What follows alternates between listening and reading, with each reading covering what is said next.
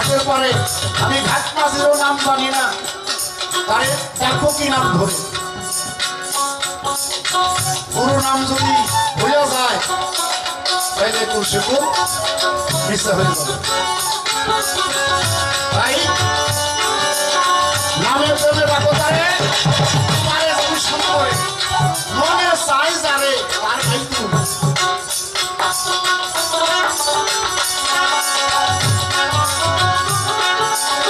যাহার বদন দেখা মাত্র মনে জাগে আনন্দ, তারে বুকে নিয়ে বলো এই তো স্বয়ং গোবিন্দ। তার প্রতি অঙ্গে প্রতি অঙ্গ করিও গোবিন্দের সঙ্গ, উথলিবে প্রেম তো অঙ্গ, তাপিত প্রাণ শীতল হবে। যেমন আরে গ্রন্থ মন কিসের কৃষ্ণের ভজন হবে।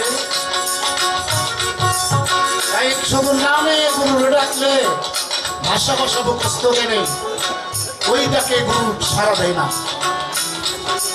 গুরুকে ডাকলে হৃদয়ের সুরে ডাকতে হবে। কাছের মানুষ সুর করে ডাকতে হয় না। তুই যেখানে সেও সেখানে, ডাকিস তুই আর কারে, কাছের মানুষ ডাকিস কেন সুর করি। গুরুকে হৃদয় কেন কত ভালোবাসে এটা গুরু জানে না। গুরু বুঝে না যে আমার কোন ভক্তটা আমার কতটুকু ভালোবাসে, সব বুঝে। গুরু যদি অন্তর্যামী না হয় সে তো গুরু না, গুরু সব জানে। তাই গুরুর প্রতি বিশ্বাস রাখতে হবে। শুধু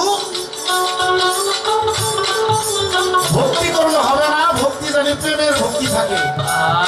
ভক্তি বিশ্বাস এবং প্রেমের মাধ্যমে গুরুকে ডাকলে তখনই গুরু সারা দিবে। নইলে গুরু আমার কাছে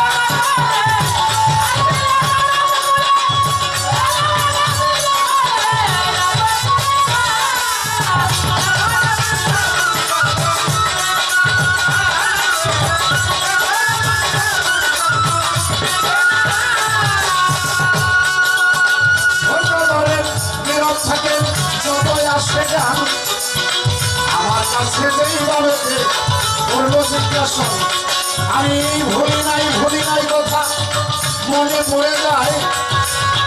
আস্তে আস্তে ভক্তের কথায় আমি বুঝাবো তাহাই। পুরো ভক্ত বলতাম তাই না। ভক্ত অনেক কিছু চাইতে পারে, দেওয়ার মালিক হলো গুরু। হ্যাঁ, গুরু যদি দেয় দয়া করে তাহলে ভক্ত পাইবে। আর যদি একেবারে কিছু না দিতে পারে গুরু, তাহলে তো মাথায় হাতে হাত তুলে আদর করে দেবো, বাবা করে আর কিছু দরকার আছে।